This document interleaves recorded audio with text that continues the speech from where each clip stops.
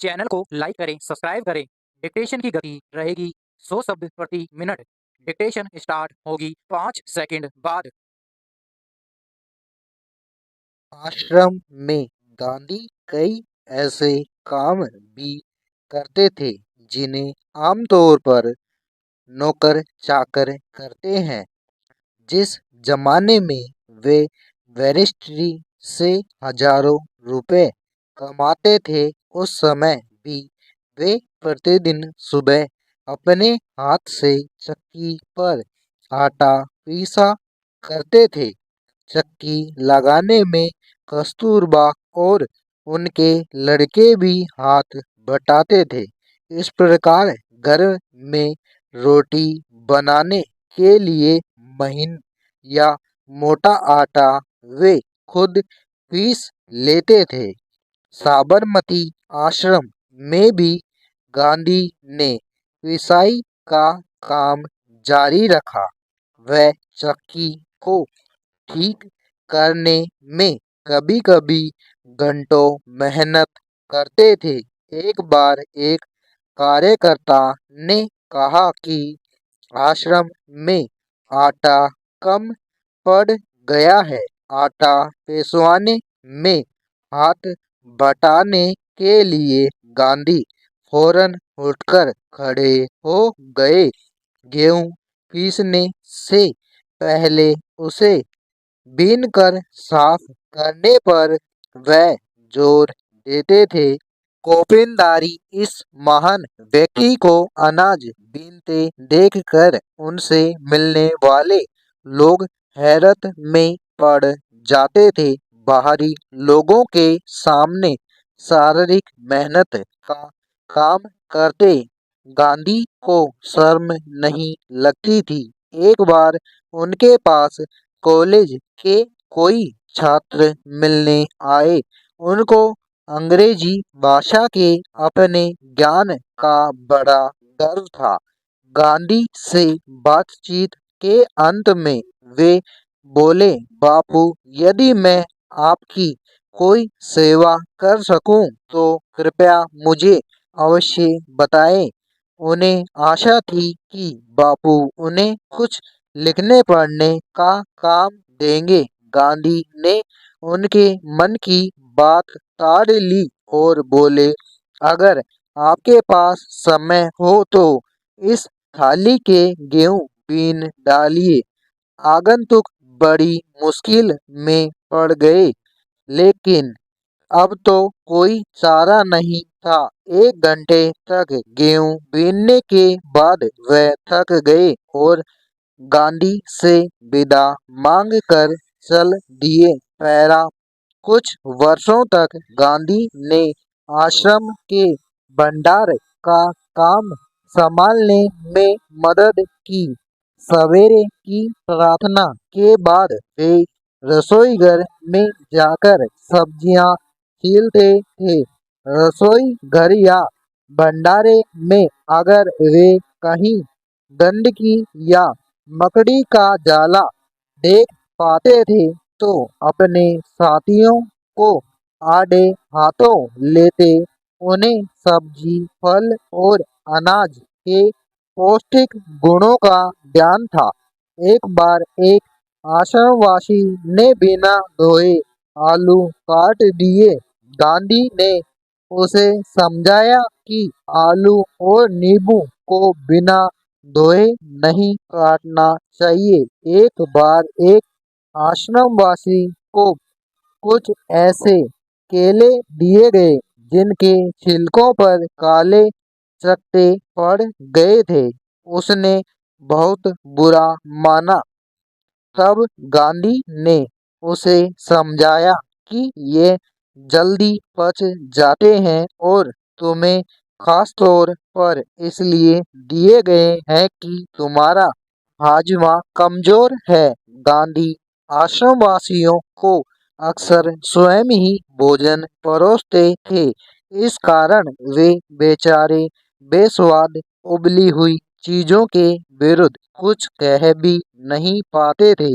दक्षिण अफ्रीका की एक जेल में वे सैकड़ों कैदियों को दिन में 2 बार भोजन परोसने का कार्य भी कर चुके थे। पैरा आश्रम का एक नियम यह था कि सब लोग अपने बर्तन खुद साफ करें।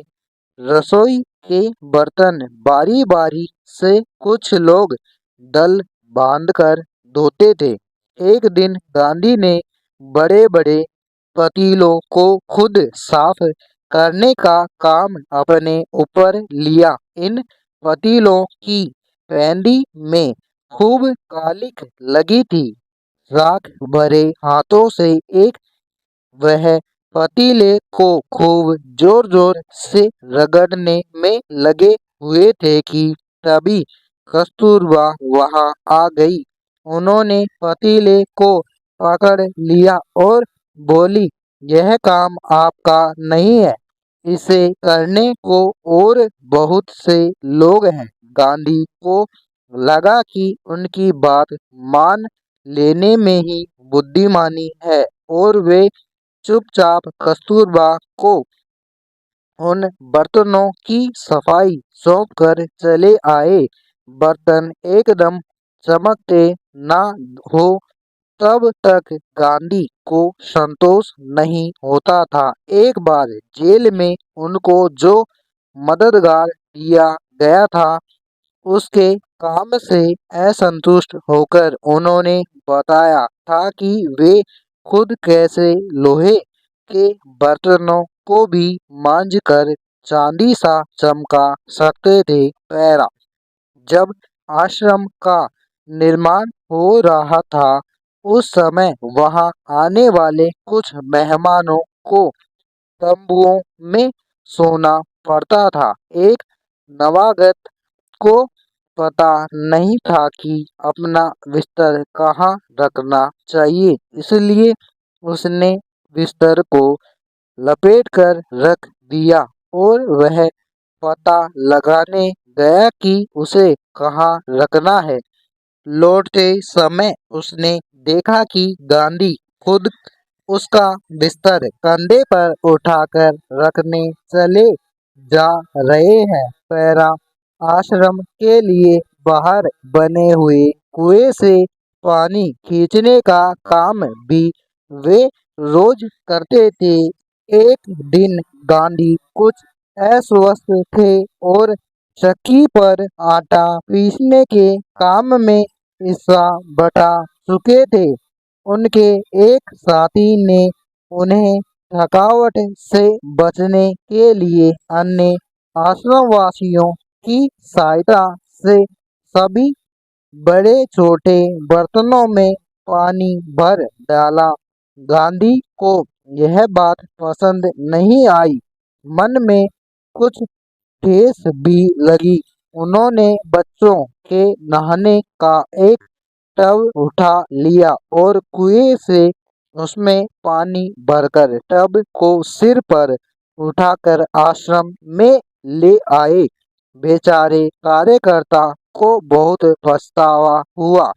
शरीर से जब तक बिल्कुल लाचारी ना हो तब तक गांधी को यह बात बिल्कुल पसंद नहीं थी कि महात्मा या बूढ़े होने के कारण उनको अपने हिस्से का दैनिक शारीरिक श्रम न करना पड़े। उनमें हर प्रकार का काम करने की अद्भुत क्षमता और शक्ति थी। वह थकान का नाम भी नहीं जानते थे।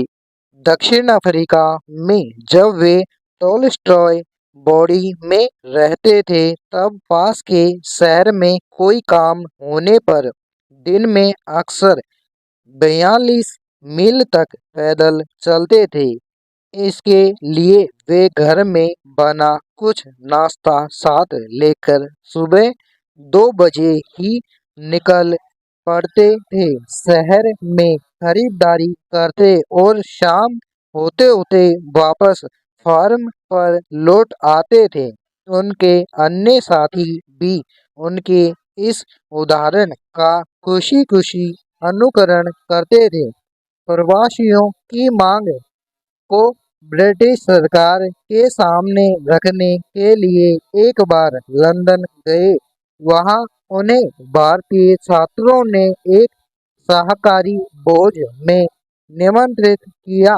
छात्रों ने इस अवसर के लिए स्वयं ही शाकाहारी भोजन तैयार करने का निश्चय किया था। तीसरे पहर 2 बजे एक दुबला पतला और छरहरा आदमी आकर उनमें शामिल हो गया और सस्तरियां धोने, सब्जी साफ करने और अन्य छुटपुट काम करने में उनकी मदद करने लगा।